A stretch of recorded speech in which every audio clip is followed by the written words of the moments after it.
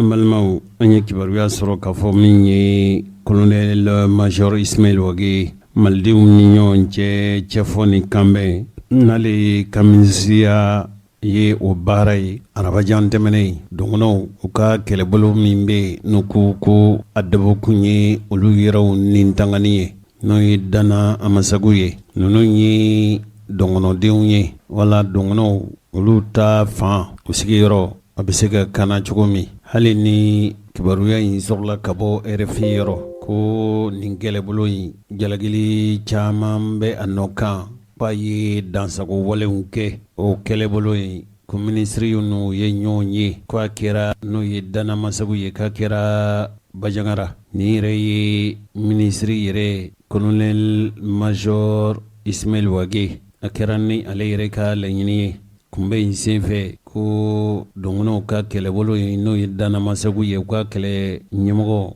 ka kɛlɛtigi n'o ye Yusufu Toloba ye Yusufu Toloba yɛrɛ fɛn o fɛn b'a kɔnɔ sa k'a ye u bɛɛ fɔ a ye jalaki ta ka furancɛ fanga ɲɛmɔgɔw sɛgɛrɛ a ko mankan minnu bɛ kabilaw ni ɲɔgɔn cɛ ani papalikɛla minnu bɛ n'a fɔra k'a fɔ olu ka kɛlɛ Bajangara yan fan fɛ ani Mopti mara la nin ŋaniya min taara minisiri fɛ a kɛra dɔw fɛla ye nka a ma kɛ dɔw fɛla ye nka nin kɔni kɛra kaban wa fo ka jatew kɛ n'a ye sabu min ye Yusufu Toloba ye ko ale ye Dana Masagu ka kɛlɛ ɲɛmaa de ye u ka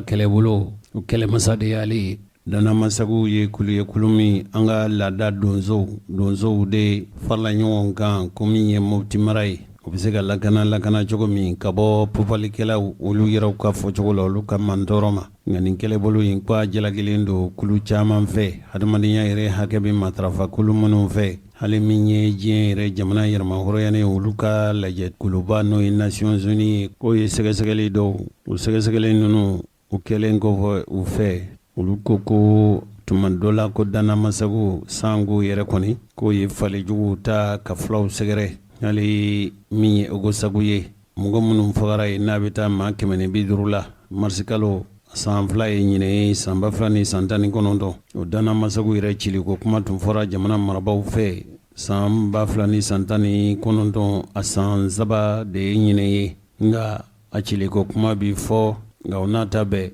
Dana Masagu dun bɛ yen dɔw yɛrɛ kɔni fɛ ko Yusufu Toloba in ko a ka wele k'a minɛ ka jɔna sigi k'a keri hali n'o kuma fɔra kɛ o Yusufu Toloba yɛrɛ sango a ye ja dɔ bɔ k'a ye k'a fɔ jamana yɛrɛ kana n'o ye Mopti mara ye a lakana Mopti kana ani Mopti sigibaw lakanani a dabali ni fɛɛrɛ min bɛ ka tigɛ an ka jamana marabaw fɛ k'u b'a kɛ kɛcogo min furancɛ fanga in kɛbaw ko a kɛcogo to ye fiyewu yala nin tɛ ka dansago kolokolo wa yala nin kun tɛ olu fɛ n'o ye jamana marabaw ye u yɛrɛw ka kumaw kankɔrɔ sɔsɔ wa nin t'a jira k'a fɔ k'olu ni Dana Masagu bɛ janfa la wa minisiri colonel major Ismail Wage a ko ayi dɛ a ko nin ko in a tɛna dan dɔgɔnɔw dɔrɔn ma kulu o kulu bɛ yen n'u k'u ye marifa ta k'a fɔ u b'u yɛrɛw lakana a kɛra dɔgɔnɔw ye a kɛra fulaw ye a kɛra maa wɛrɛw ye ale yɛrɛ kɔni bɛ fɛn min de ɲini o ye k'a fɔ marifa bɛ maa o maa bolo a n'o ka se ka sigi kɛnɛ kelen kan min b'a to fitinɛ tasuma bɛ se ka fa cogo min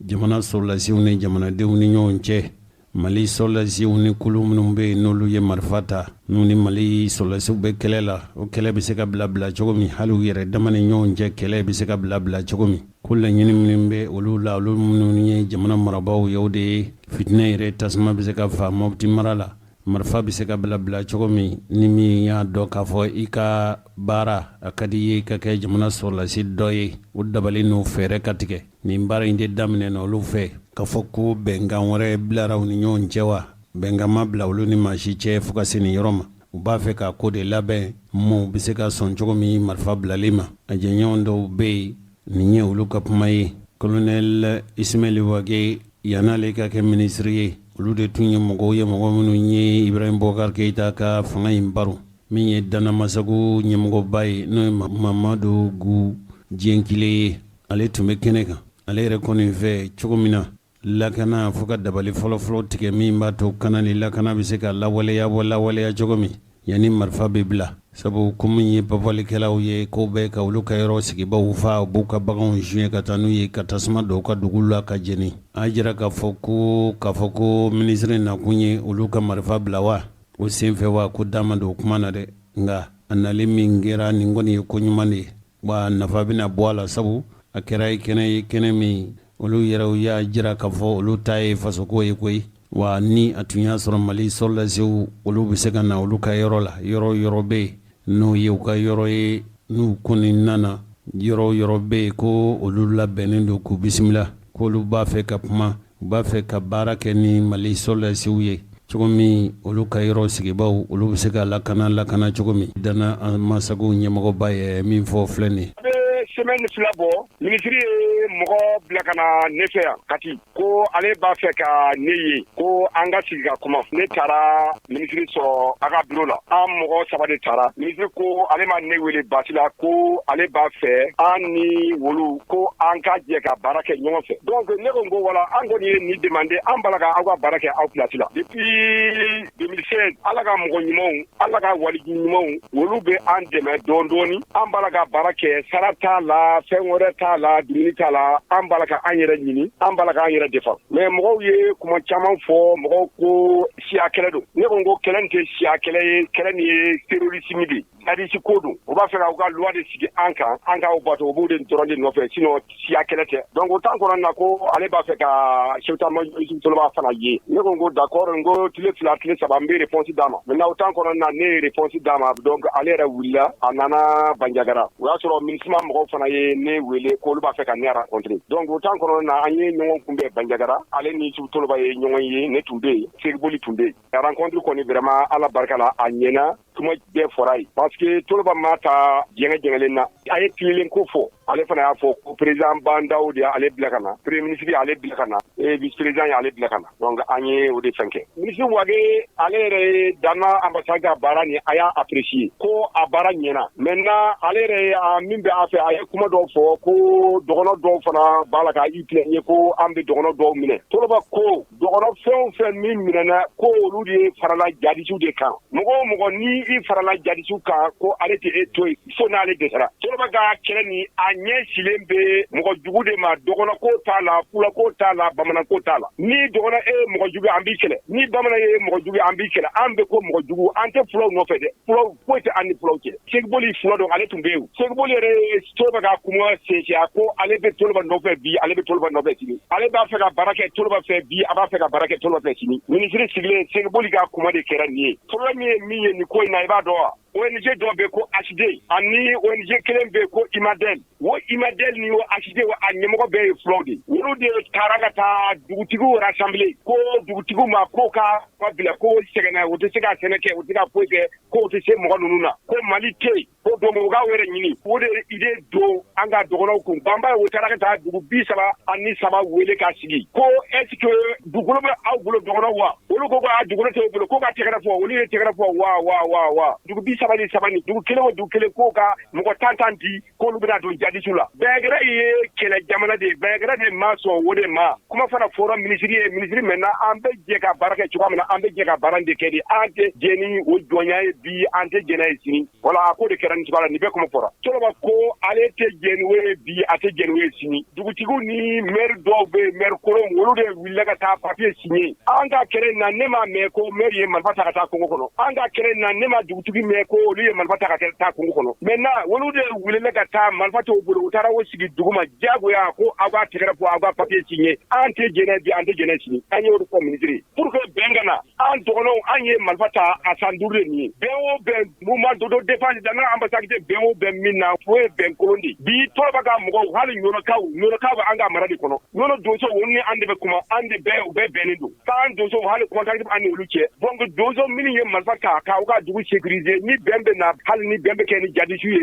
an ni olu de bɛ sigi ka kuma de ani Mali gouvernement ninnu 3 an de bɛ sigi ka kuma ni bɛn bɛ na o de la ni o tɛ e dugutigi o dugutigi n'i taara bɛn signer e maire o e maire n'i taara ka taa o bɛn signer e kɔni pays dɔgɔn kɔni o kɔni e kɛra personnalité non grata de e kɛra futuruwale o futuruwale ni an ye dangali min kɛ Kani Bonzo ala ka wahalaki kira ka wahalaki ministre ka nali ye ni ye reconnaissance ye dan de wagati dɔ la gouvernement kura hali sénégalais ye ne wele kunu journaliste sénégalais ko dans ambassade du disura ko olu ye ministre taara ka taa rencontre we ne ɲininka o la ne ko dana ambassade ma disu gouvernement min ye an disu olu de disura premier ministre disura o ka assemblée disura président yɛrɛ disura olu bɛɛ disura sinon dana ambassade mɔgɔ si ma rectifier di an ma an tɛ se ka disu an b'a la ka an yɛrɛ de ɲini an b'a la ka an yɛrɛ defa ni mɔgɔ o mɔgɔ e donna dɔgɔnɔ ka janfa la wallahi billahi ala kira ala ye kelen de dɔgɔnɔ ko an ba tuma in ala kelen de ala tɛ o to yen ancien régime ni o donna o piège de kɔnɔ o donna o jan de kɔnɔ donc ni ye mɔgɔ o mɔgɔ e dɔgɔnɔ janfa wallahi ala b'i janfa ala t'i to yen kira t'i to yen folikan min bɛ ne bolo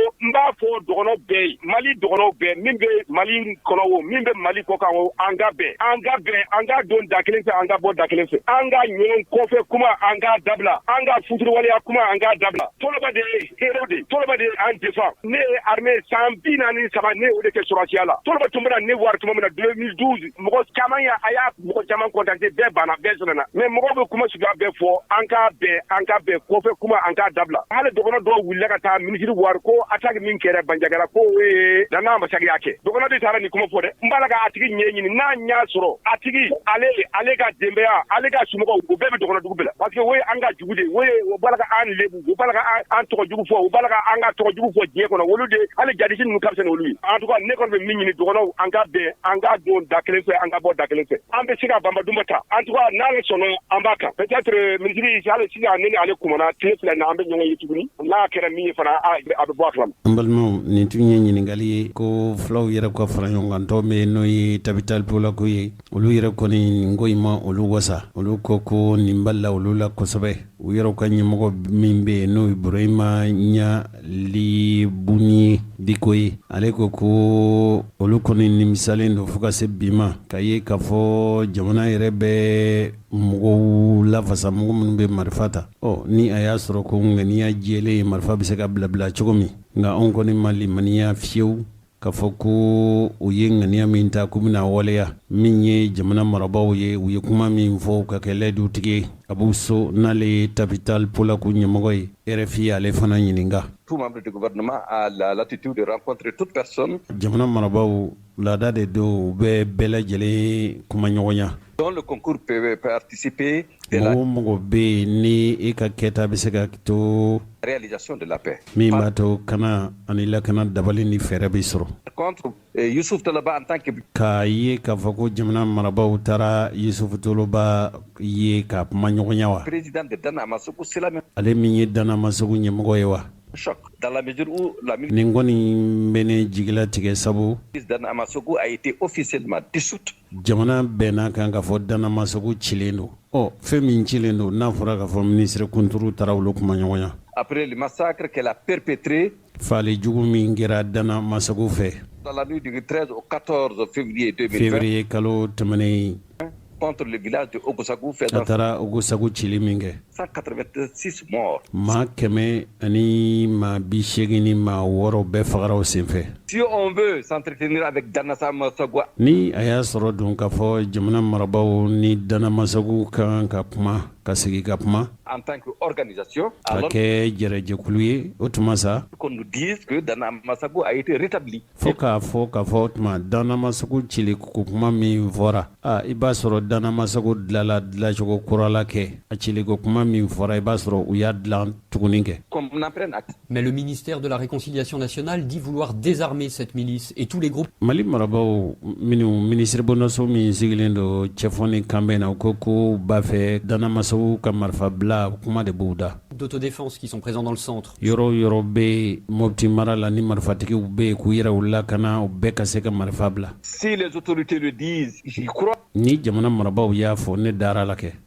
Et je l'espère et j'espère que wa a kanu ne y'a kanu ka u ye min fɔ k'o kɛ. Gouvernement ira jusqu'au bout an bɛɛ lajɛlen seko ma kɛ fɛn min an tɛn'o kɛ. L'acte à la parole. Nka a kana kɛ kumamugu gansan ye ten min fɔra o ka kɛ. A la latitude de rencontrer toute personne. Tiɲɛ don laada la maa o maa bɛ yen sa. Le concours peut participer de la réalisation de la paix. Fɛn o fɛn bɛ yen maa o maa bɛ yen ni i ka seko n'i ka damajara kɛyɔrɔ wala kɛta bɛ kana kan bɛn ani jɛkafɔ bɛ se ka sabati wa o kɔni. Par contre qu'on rencontre Youssouf Toloba en tant que président de Dana Amasogo c'est la même. Nka k'a ye k'a fɔ jamana marabaaw bɛ taa Youssouf Toloba n'a ka ɲɔgɔn ye. Choc dans la Ni mesure ngoni ne où la jigila milice tigɛ Dan kosɛbɛ. Amasogo a été officiellement dissoute. Sabu jamana marabaaw ko ko a cilen don.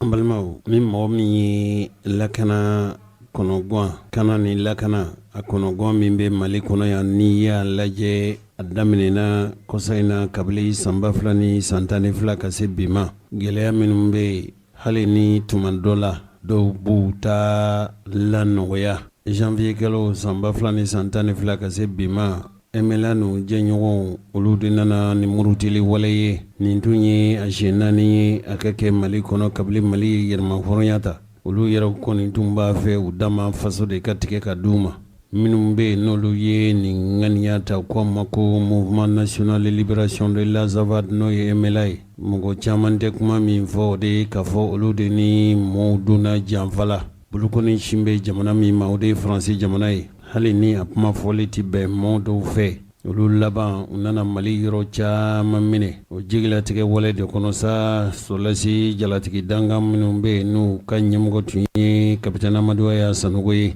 mars kalo tile 22 san 2000 ni san 12 a nana kɛ sa Mali Solasiw tun labɛnnen tɛ kɛrɛnkɛrɛnniyala MNLA lɛ ani kɛlɛbolo dɔ tun bɛ yen n'o ye Mijiao ye ani Asadi ni Hakimi ninnu tun ye Mali duguba 3 ninnu bɛɛ lajɛlen minɛ n'o ye Tombouctou Gao ani Kidali ye o siratigɛ de la Mali lakanabaliya a nana kolokolo o nana wolo binganikɛla dɔw la ka sira minɛ mɔgɔw ɲɛ ka bi u kan k'u bolofɛnw minɛ a yɛrɛ k'a fɔ jamana yɔrɔ dɔw fana bɛ yen maa dɔw ko bɛ marifa ta k'u k'u yɛrɛw ni lakana i n'a fɔ an ye ɲɛfɔli k'aw ye cogo min nin bamanci wale Mali yɔrɔ tɛ yɔrɔ minnu n'a y'a sɔrɔ kananen don hali laadala yɔrɔ minnu bɛ yen ni o yɔrɔw sen t'a la o yɔrɔ bɛɛ lajɛlen ba la an tun bɛ dɔgɔkun tɛmɛnen an tun bɛ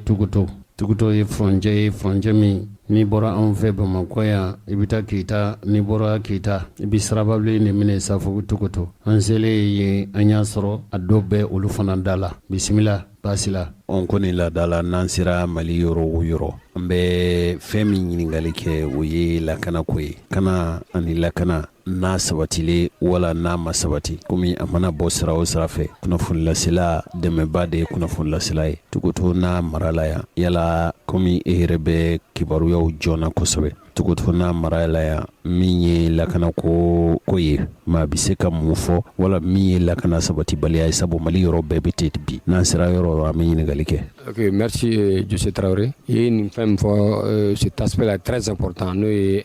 lakana ye. An bɛ don min na bi an lakana tɛ Tuguto lamarana ye 100% parce que ka d'a kan y'a juste a bɛ kalo damadɔni kalo kelen ɲɔgɔn na bɔ sisan attaque kɛra Tuguto yɔrɔ Tuguto donda 3 ɲɔgɔn na a fɔlɔ ye ka bɔ Tuguto ka taa Dɔgɔjɔ la Kobri une commune qui fait frontière à Tuguto et mais qui est dans l'arrondissement de Tuguto a bɛ Tuguto arrondissement fɛ n'o ye Kobri ye minnu bɛ bɔ Tuguto ni Bɛgaw ye ka t'u feere o sugu la yen u segintɔ u bɔtɔ sugu la à partir du sugu jiginnen kɔfɛ wurada sumanin fɛ 16h à partir de 16h u segintɔ ka bɔ sugu la fulaw don u bɔtɔ ka misi feere la bandiw y'u kunbɛn sira la k'u ka wari bɛɛ b'u kun dans les coulisses c'est au-delà de 50 millions minnu tarakira ka bɔ feerekɛla ninnu la 50 millions de francs CFA dans les coulisses mais j'ai pas les chiffres exacts mais kuma minnu bɛ fɔ kɛrɛfɛlaw la k'a fɔ a bɛ taa millions 50 francs CFA la an a kun kan fɛ min nara an balima fulaw la bɔtɔ feerekɛyɔrɔ la et encore après ça aussi même pas 3 semaines encore sur la route Tuguto Kita attaque dɔ fana kɛra yen marifatigiw ye mobili car caman dɔn kariw la jɔ ani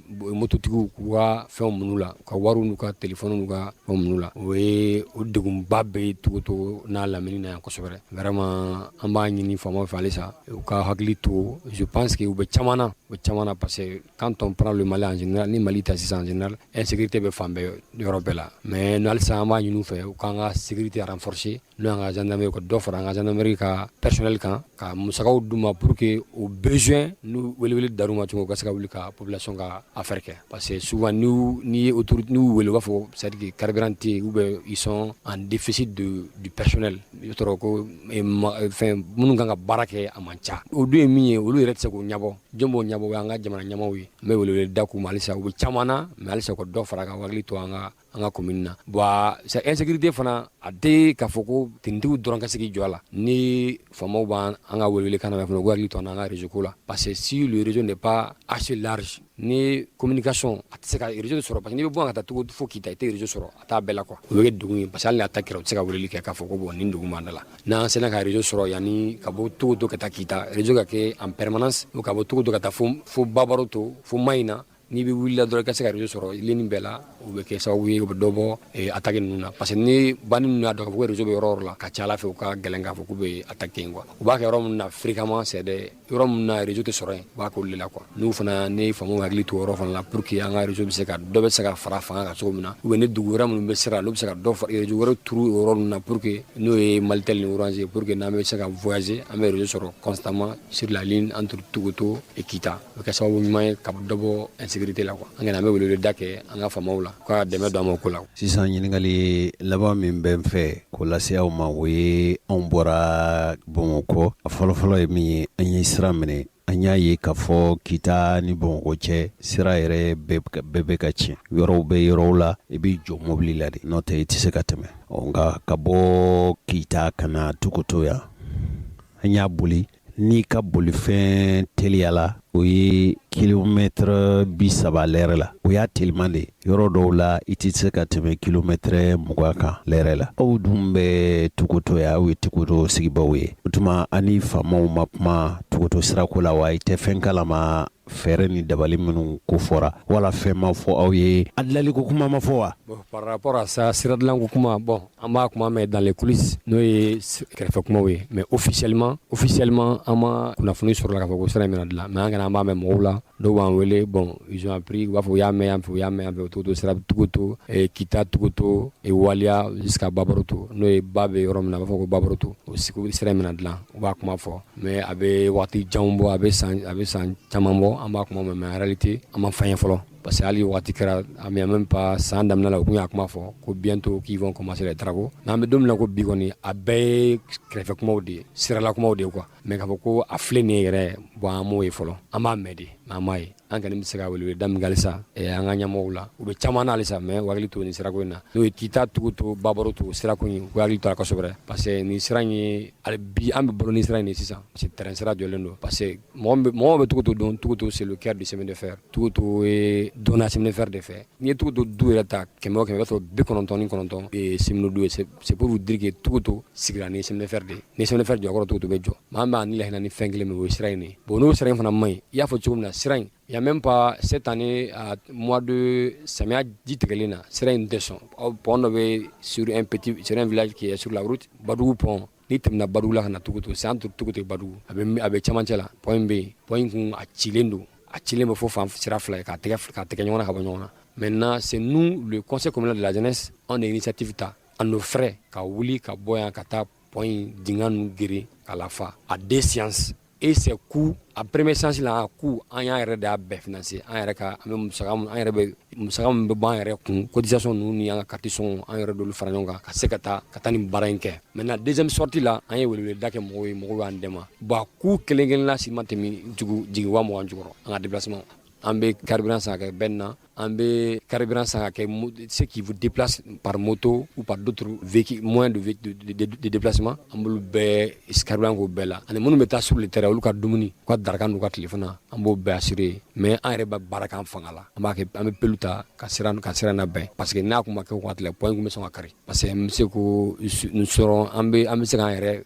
kunkɔrɔ kɔrɔta n'o waleya ye sirako in na parce que an yɛrɛ dɔɔnin k'a la an ka se a ka dɔgɔ pour que a se ka sira in baara ka s'a dan na sinon Togoto ni Kita cɛ souvent i bɛ se ka 4 heures de temps k'a kan une distance de 75 km c'est pas normal mais an kɔni an bɛ weleweleda kɛ halisa an ka ɲɛmɔgɔw ma k'u hakili to an ka sirako in na pour que sirako in a bɛ se ka ɲɛ cogo min na sira in bɛ se ka dilan cogo min na o de kɛni ka d'an ye nous les jeunes vraiment. A bɛɛ de fɔ Segal ale de jeunesse secrétaire général ye en la personne de Djibril Sangare a tɔgɔ ye Djibril Sangare donc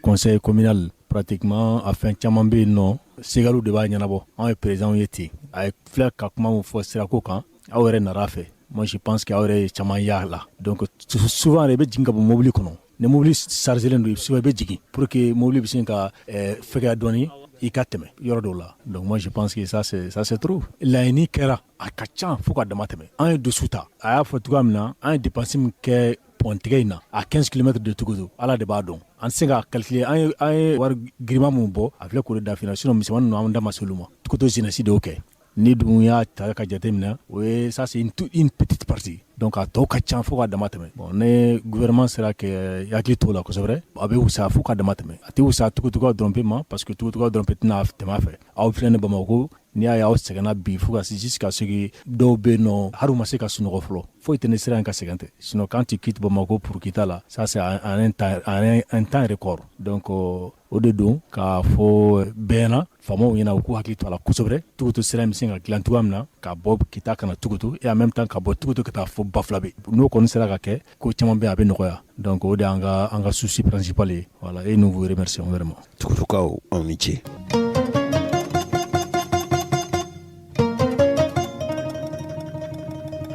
An balimaw an bɛ Kita ye Manden dugukɔrɔ ye bɛɛ lajɛlen bɛ kalama ka fɔ tuma min na Magan Sunjata a taara ɲinimɛ bori la a tatɔ an tɛmɛna Kita fɛ. Kita yɛrɛ ye Mali dugukɔrɔba ye Kita ye Mali duguba ye Maliku ni ko i b'a jujɔn ka se fo bi ma i da bɛ se fɛn min ma n'i ye kuma fɔ i da bɛ se Kita ma. Kita yɛrɛ ye Manden jujɔn yɔrɔ ye Magan Sunjata a tatɔ mɛn ma a n'a segintɔ ka bɔ mɛn ma a nana yan a segintɔ yɛrɛ ka bɔ mɛn ma a nana yan Manden bɛ se ka latila cogo min ni fili tɛ a jujɔnna Kita yan an bɛ Kita an bɛna baro kɛ ni an ka makɔrɔ dɔ ye jamana kolatigɛla don jamanadenw n'o ye Kita sigibaw ye olu ka danama don ka ɲɛma sugandilen don a bɛna yɛrɛ tɔgɔ fɔ karamɔgɔkɛ ye tɔgɔ di? Ne tɔgɔ Soriba Sise ne ye maire ka dankan fɔlɔ ye. Soriba Sise an na kun tɛ Kita ka fɔ ko an bɛ kɔrɔlenw fɔ nka yala i bɛ se ka Kita fɔ an ye dɔɔni wa? Kita fana ye dugukɔrɔba de Kita cercle créé en 1881 a commandant fɔlɔ o tun ye tubabu de le commandant Montsegur. Donc ka taa o ma ka se bi ma commandant 104 a bɛ tile ka se bi ma commandant 104 o de sigira Kita kunna. Donc a fɔlɔ n y'o de f'i ɲɛna sisan ko ye capitaine Montsegur ye min bɛ bi o ye Mamadu Jakite le du corps professoral. Ni ala sɔnna ma waati wɛrɛ an bɛna Kita tarikuw fɔ sabu an y'a mɛn ka fɔ kulu bɛ aw fɛ yan kulu ye kuluba ye kulu min ni ko bɛ Maliko kuma fɔ kuma dɔ la f'i ka da ka don kulu la nka an nakun t'o ye. An sigin bɛ Bamakɔ an bɛ don min na i n'a fɔ ko bi a ka Kita maire a bɛ Bamakɔ anw ye dugu tulobaw ye an bɛ fɛn caman mɛn an bɛ fɛn caman ye hali n'a ma kɛ mankan ye sa woyo bɛ aw fɛ Kita yan woyo in kun ye fɛn min ye ko sugu dɔ jɔ kuma bɛ yan ne ma fili tuma min na jamana marabolo ɲɛmɔgɔya bɛ dɔgɔtɔrɔ Bubu Sise bolo min kɛra aw fɛ Kita yan aw ni mairie kolatigɛlaw ye e ni ka maireba a ye laɲini dɔw k'a ye yala an bɛ se ka segin kɔ an ka ɲɛ sɔrɔ o kibaru la fɔlɔ wa? Bon suguko in a mankan cayara an kɔni ye conseil session kɛ an y'a mɛn min kɛ ko premier ministre bɛna Kita an ye session kɛ Bubu Sise an y'an ka laɲiniw kɛ an b'a fɛ a k'an ka sugu dilan an ka sira dilan ka bɔ yan ka taa Bafulabenba la pour que au moins an ka Kayitaga ka se ka nɔgɔya a kɔni ye an ye lettre sɛbɛn ka d'a ma a ko a bɛ ko dɔ kɛ a kɔni bɛ dɔ kɛ Kita ye a y'a mɛn a bɛ dɔ kɛ donc an kɔni tora sigi kɔnɔ fo kɔsa in na an y'a mɛn k'a fɔ ko a ye financement dɔ kɛ pour que ka sugu dilan. An ka ɲɔgɔn faamu dɔgɔtɔrɔ Bubu Sise tɛ jamana marabolo ɲɛmɔgɔya la tuguni a y'a mɛn cogo di ko ale ye dɔ kɛ yala o kibaruya fɔra ka sɔrɔ a ma bɔ jamana marabolo ɲɛmɔgɔya la wa? O y'a sɔrɔ a ma bɔ a la fɔra an ye k'a fɔ ko a ye financement kɛ k'a ye nafolo bɔ an ka sugu jɔli ko la donc an kɔni tun sigilen bɛ k'a ko lajɛ mais an y'a ye k'a fɔ ko a taara bolo wɛrɛ kan bon an ma faamuyali sɔrɔ a la i y'a faamu donc maire wulila k'o le ɲɛɲini. Yan'an ka taa yɔrɔ jan yala sigida bɛ se ka baara n'a y'a sɔrɔ mairie ta jɔna wa mairie ta jutigɛ b'a ye wa a dabali n'a fɛɛrɛ tigɛw ani a baara kɛliw bɛ se ka fɔ mairie kɔ wa? O man kan normalement i tɛ se ka sugu baara ka fɔlɔ n'i sara mairie la o tɛ se ka kɛ o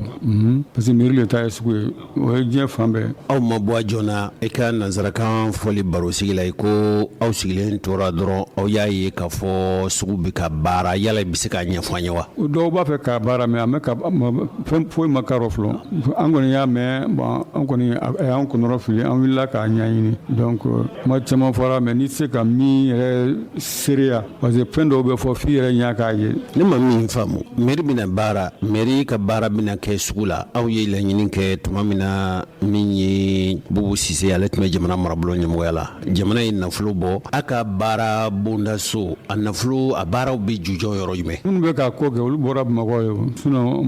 ma passé mairie ka canal foyi fɛ bon olu dun kɛra o a man ka kɛ mais a kɛra donc an bɛ ko ye ko ɲɛɲini parce que à chaque fois a mankan man ɲi yɔrɔ quoi maintenant ni mɔgɔw sigira ka kuma min ye min ye o ka fɔ baara in ka kan ka di min ma a ka di o ma ne hakili la o de cɛ ka ɲi. ça fait ni baara in tun ka kan ka kɛ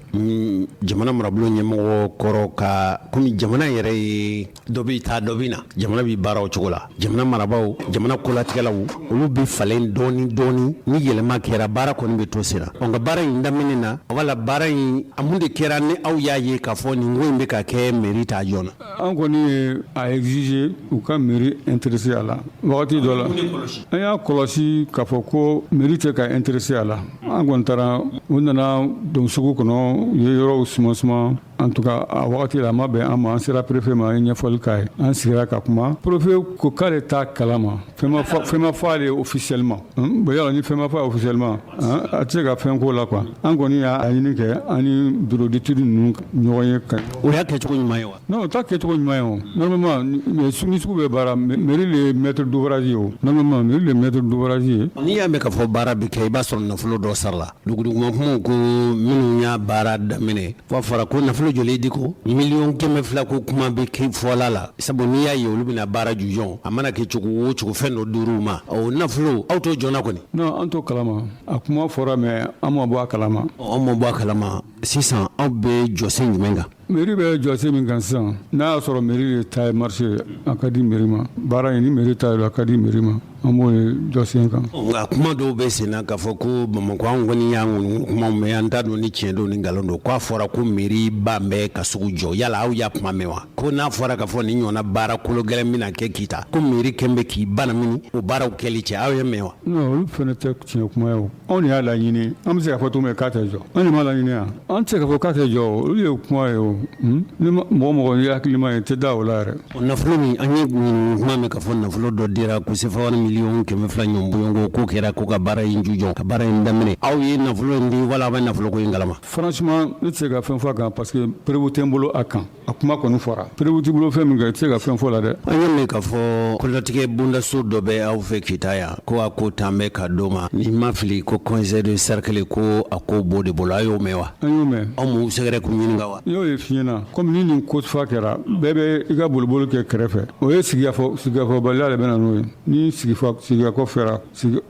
kɛra sisan parti fila ni ɲɔgɔn cɛ an hakili la solution bɛ sɔrɔ a la. maire kɔni tɛ Kita yan e y'a ka dangan ye ça fait sisan an bɛ don min na i n'a fɔ ko bi a kɛra i n'a fɔ kuma fɔtaw fɛ ko mairie t'a fɛ baara Kita ka jidi mairie t'a fɛ Kita ka sugu ka jɔ mun nana ko bɛna Kita dɛmɛ ka sugu jɔ ko mairie m'o kɛ mɛ k'u bana mini yala mun bɛ fɛ k'a fɔ ani yɛrɛ ka kuma laban ye jumɛn nin ko in yɛrɛ bɛ cogo min dɛ aw minnu ye mairie baarakɛbaaw ye aw ka fɛla ye jumɛn ani ka kuma laban ye jumɛn. bon ne ka kuma laban min ye mɔgɔw ka faamuyali sɔrɔ mɔgɔw ka bolo da aw dusu kan parce que dɔw bɛ dɔw bila fili la ka sɔrɔ u man ka bila fili la mairie de ye sugu jɔli laɲini cogo si la mairie tɛ se k'a fɔ ko sugu tɛ jɔ o tɛ se ka kɛ o anw de y'a laɲini k'a ɲini premier ministre fɛ a ka an dɛmɛ an ka sugu ka dilan an bɛ se k'a fɔ cogo min ko sugu tɛ jɔ mais jɔcogo de bɛ sugu la donc an b'a fɛ a ka bila sariya de kɔnɔ dɔrɔn a banna a kɛra cogo cogo sugu in bɛ jɔ n'a ma ɲɛ ko sugu in financera ka ban a bɛ jɔ an ma o baara kɛ dɛ an kɔni y'a fɔ fɛn na sugu ka jɔ je crois que u ye études ni fɛnw k'a la o c'est pour que wari nana fɔ 1 milliard et quelque la ce qui est sûr et certain sugu in bɛ jɔ. cikan t'aw fɛ ka fɔ jamanadenw ani furancɛ fanga ɲɛmɔgɔw ye. an kɔni b'a fɛ transition ka an dɛmɛ toujours nin baara in ka se ka kɛ parce que problème mana tan a bɛ se ka kɛ sababu yɛrɛ an ka projet yɛrɛ ka an ka dɛmɛ in ka tunu an na yɛrɛ donc an kɔni b'a ɲini transition fɛ u ka an dɛmɛ sugu in in ka se ka jɔ quel que soit en tout cas le marché même a ka d'an ye kɔni sugu in ka di mairie ma parce que an kɔni ɲɛ bɛ dɔw fana la olu bɛ o sira kan Bafula bɛ sira ye mais on n'a pas été contacté a fana tun bɛ an ka laɲini kɔnɔ o bɛ se ka kɛ cogo di aw ye sigida ye tiɲɛna sira in de bɛ bɔ kita yan ka taa Bafula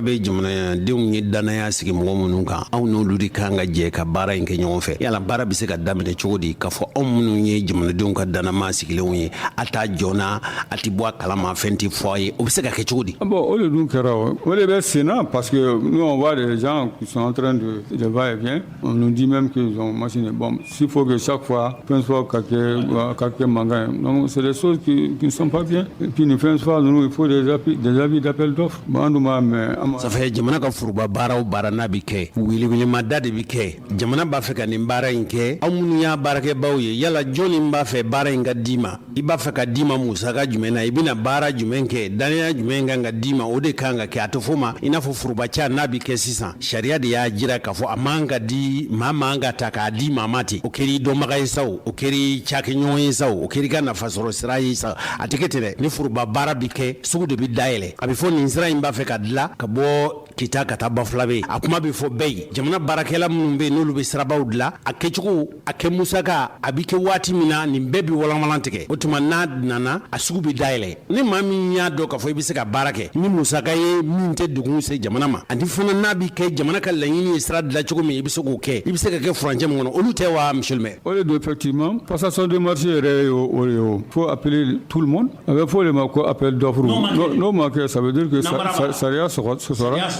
sɔsɔra e bɛ mun fɔ bandaw ye jamana ɲɛmɔgɔ ye a mana kɛ cogo o cogo i bɛ min fɔ bandaw ye i bɛ min fɔ Mokutari ye i bɛ min fɔ furancɛ fanga ɲɛmɔgɔ ye n'o ye Asimu Goyita ye n'a kun de ye k'u ka jamana dilan k'u ka na ni yɛlɛma ye baara ka kɛ ni jɛlenya ye monsieur le maire an ka musalaka b'o kuma na min b'i fɛ ka f'u ye a f'u ye u b'a mɛn comme u sigira min kama k'u ka jamana latilen an b'a ɲini u fɛ u ka continuer ka jamana in latilen ko caman bɛ yen o dolen don mais u k'a bɛɛ latilen n'o kɛra sisan dɔrɔn jamana bɛ lafiya ni marché ko in dɔrɔn tɛ dɛ ko caman bɛ jamana in kɔnɔ an dalen b'u la an b'a fɛ vraiment u ka baara kɛ pour que jamana in ka se ka latilen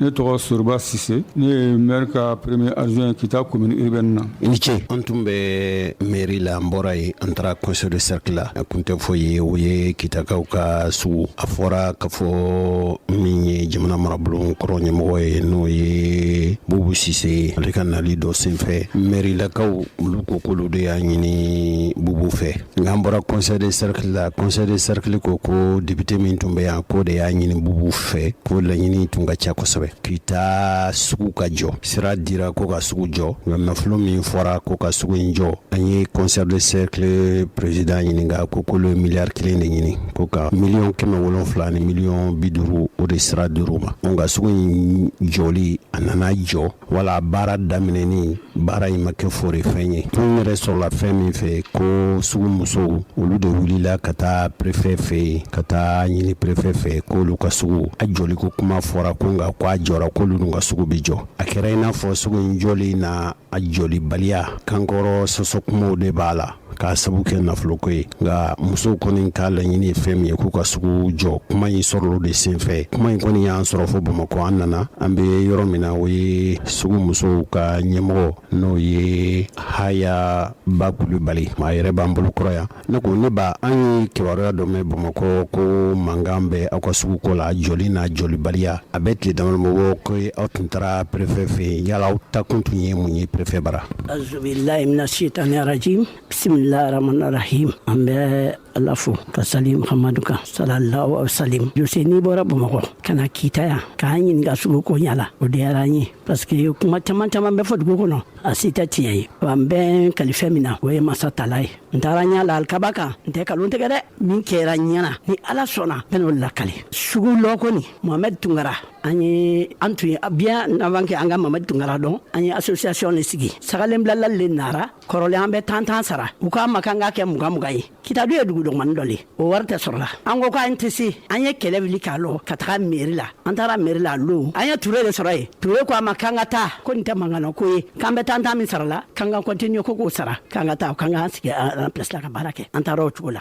denmisɛnnin dɔw y'a yira ko ɲamɔgɔ tɛ sugu la ko musokɔrɔba min tun bɛ ekɔli taɲara dɔw dɛsɛra u tɛ tala sugu la ko sisan ko ka ne a y'a ta ko ka ne kɛ perezidanti ye ko an ka sugu baara kɛ ɲɔgɔn fɛ ne ko sugu ka bon ne kelen ma sisan ne bɛ kɛ ɲamɔgɔ kɔni y'a bɛɛ la y'an fɛ kɔrɔn fɛ tilebi fɛ ninnu kote ninnu n'an ka perezidanti kelen ta a bɛɛ la an bɛ jɛ an bɛ baara kɛ sisan u y'a yira k'an ka association créer an y'o créer bɔ ka bi naani karo kɔnɔ bi naani an b'o le bɔ sugu jama ka bon dɛ mais min lara na kɛ tugun kɔ an b'o bi naani bila kɛsu kɔnɔ mamadi sigira la député la ala y'a kɛ n denkɛ n tun b'o nɔfɛ o bolo funna quoi mamadi nara foli la mamadi sigiyɔrɔ filɛ dɛ a nara foli la ne ko n ko si bɛna tɔnbɔ minɛn kɔnɔ ko mamadi ko an ye association dɔ sigi sugu rɔ ko san o san ji bɛ taa n'an ka minɛnw ye walayi an bɛɛ dun ye kɛsa musotɔl sɛgɛnbagatɔl an den na karanko bɛɛ b'a la an den na balo bɛɛ b'a la lafɛrɛ bɛɛ b'a la o cogoya si t'a musol bolo ni an bɛ banki juru le ta la ka taa juru ta Bamakɔ ka na feereli kɛ ni samiya sera ji bɛ taa n'a bɛɛ ye ko gɛlɛya b'an kan dɛ Bamadi an b'a fɛ i ka partenaire ɲini an ye i ka wuli k'i cɛ siri an ye pour sugu ka se ka lɔ ka dilan k'an bɔ ni maɲumako tɔ ko ma Mamadi ko k'o tɛ basi ye a taara Bamakɔ o kɔfɛ a natɔla i komi a tun y'a fɛ ka alimami ni dugutigi a tun bɛ to ka wari dɔɔni ma o ko si ma ɲa sɔrɔ kita yan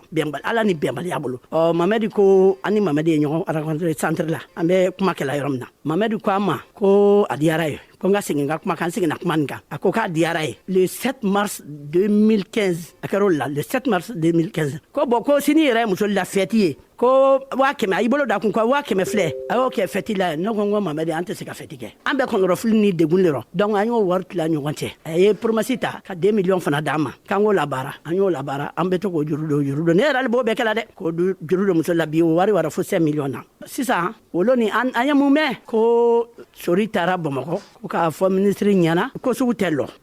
lɔ ko parce que ko k'an ka passe ale le ma ale dun b'a damina ani Mamadi le nin ko damina depuis 2015 la an y'a kuma la ala y'a kɛ Bubu Sise nalen ministre kɔrɔ Bubu Sise o nalen Kita a kasɛti kan ka sɔrɔ o bolo ne yɛrɛ kumara parce que jama tun fɛngɛra bɛɛ ma se ka kuma mais ale ye interview kɛ kɛrɛfɛ ne kumara ne ko Bubu k'an dɛmɛ ko musow sɛgɛnnen don an tɔɔrɔra an ɲɛ na san o san an ka minɛnw bɛɛ ciya la ko n y'a fɔ Mamadi ye Mamadi kala s'a ma Mamadi fana ye seginna kuma nin kan Bubu ko sisan ko balontan terrain fɔra muso la sugu la ko fɔra ko k'a rɔgɛ ko min a ka min kɛ teriya la Mamadi ko k'a ka sugu dilan ko ka musow ta ka bɔ gɛlɛya nin na k'an baw le don an n'an balimamuso ko bɛ gɛlɛya kɔnɔ dɛ ko ka sugu dilan ko wari fɛ débloquera wari dira sa n tɛ fɛn kalama wari ko rɔ kɔni fɔra ko wari dira o y'a sɔrɔ o ni fɛngɛ bɛnna ayi corona tɛ dɛ yɛlɛma bɛnna coup d'état bɛnna o ni coup d'état bɛnna ko kuma bilara yen ne an y'a mɛn ko dɔ ko sugu tɛ lɔ ko ni sugu lɔra ko muso bɛna kɛlɛ kɛ ko ɲɔgɔn faga bɛɛ b'a rɔ ko sugu ko ɲɔngirila an y'o mɛn min kɛ ne fana ko muso n ka ye wuli an ka se kumanda ma an ka taa kankari la kumanda ye ko ka sugu dilan k'a di mɔgɔ ma ko mun bɔ goya mɔgɔ ye ko tɛ goya mɔgɔ ye dɛ kita bɛɛ lajɛ ye sugu ye n'i ma taga i den bɛ taga nasa na n'i muso ma taga i den bɛ taga nka an min sigilen o sanna sanji wara ni kamalenin an na minɛnw tiɲɛra an yɛrɛ ne ka bɔ Bamakɔ ka minɛn san 6 millions ka n'a to yɔrɔ min na so ka bin an na bitigi ka bin ka tiɲɛli kɛ n'a tun bitigi tun bɛna 9h wagati an bɛɛ tun bɛ sa bitigi 4 ka tugu ɲɔgɔn na ka bɛɛ bin ka bɛɛ firi ɲɔgɔn kan an y'o gɛlɛya le yɔrɔ n'o fɔra Mamadi ye ko Mamadi ko o baara kɛ Mamadi la baara kɛ dɛ n bɛ mun mɛn ko mairie mɔgɔ tɛ bi ma Mamadi bila nin ko la an kana kɛ wali ɲumanbaliya lasa ma sa Mamadi le nin baara fɔ Mamadi y'a kɛ kɔni bɛ foli kɛ aw nana aw diyara n ye aw ni ce aw ni baraji amara préfet fɛ yen a k'ala se ministre ma premier ministre ma ko bɛnbaliya tɛ yan dɛ nka muso bɛɛ jɛmakan de don an muso bɛɛ bɛnnen la sugu ka dilan o le ka d'an ye o le kuma wɛrɛ si t'an fɛ sugu ka dilan dɔrɔn. jazakallahu khayra ala ka wusara ni khayra. k'an ni diɲɛ kɔnpani baw bolo to ɲɔgɔn bolo sunpulɛ ni karigo ye.